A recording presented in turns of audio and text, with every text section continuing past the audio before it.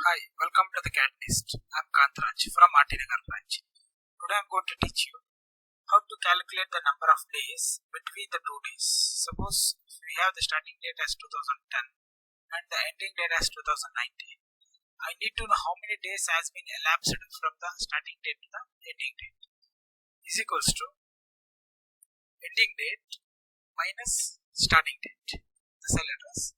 So here we can easily find out the number of days elapsed. Example, here it is 3312 days, and here it is 371 days, and here it is 11,732 days. And we have one more formula. So the formula is nothing but is equals to dated if open the bracket. So here the ending date, starting date, comma, ending date, comma, double quotes D. D is nothing but number of days. And the close the bracket and enter. And here we can get total number of days elapsed is 3,312. So we can calculate manually or by formula. So this is how we can get the number of days from the starting date to the ending date. So thank you for watching.